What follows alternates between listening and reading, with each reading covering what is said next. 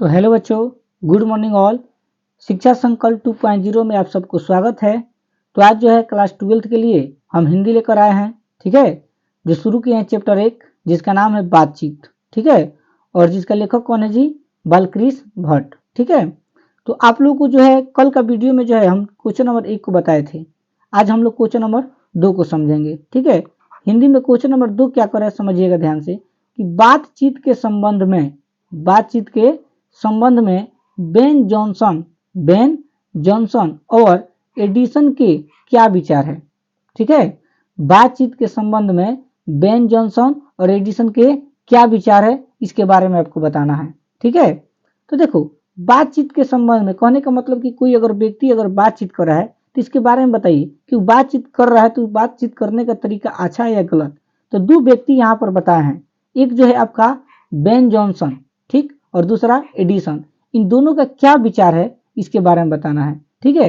तो बातचीत के संबंध में सबसे पहले बेन जॉनसन ने क्या बताया है उसके बारे में आप लोग बता रहे हैं, ठीक है।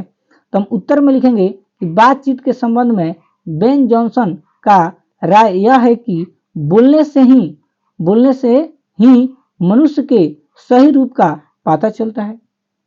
यानी बेन जॉनसन का राय है, यानी बेन जॉनसन कहते हैं बातचीत के बारे में कि बोलने से ही मनुष्य के सही रूप का पता चलता है। यानी जब तक अगर कोई मनुष्य बोलेगा नहीं तब तक जो उसका सही रूप का पता नहीं चलता है।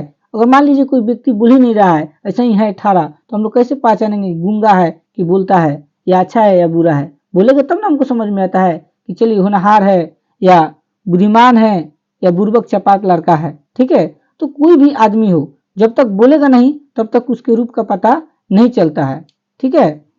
इसके आगे देखिए क्या कर रहे हैं, अगर मनुष्य चुपचाप रहे तो उसके गुण तथा अवगुण का पता नहीं चल पाएगा। सीधा बात है, मान लीजिए कोई व्यक्ति अगर बोल भी नहीं करेगा, ठीक है, बातचीत नहीं करेगा, तो हम कैसे पता चलेगा कि उसके अंदर गुण है कि अवगुण छिपा हुआ है, ठीक है। अगर अच्छा से हमसे बात कर रहा है तो हम समझ जाएंगे उसके पास गुण है। अगर हमसे अच्छा से बात नहीं करेगा तो इसका मतलब क्या है? उसके पास अवगुण है, ठीक है। किसका राय है बच्चों? ये जो राय है आपका बेन जॉनसन जी का राय है, ठीक है।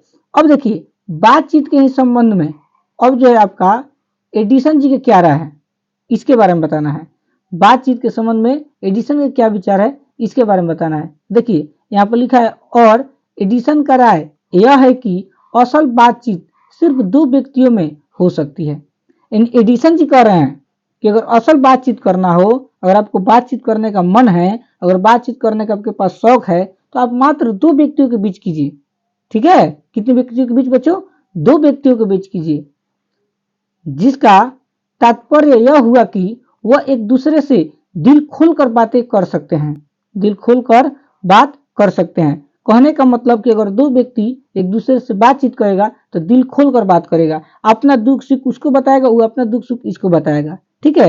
एवं कोई तीसरा व्यक्ति या चौथा व्यक्ति रहता है तो थोड़ा बात गड़बड़ा जाता है, आप लोगों को पता ही है। और दो व्यक्ति रहता है तो जो भी बात अपने दिल में रहता है वह खुलेआम आप लोग कह देते हैं। अगर वहां कोई तीसरा व्यक्ति आता है तो फिर वह बातें खुलकर नहीं हो पाती है।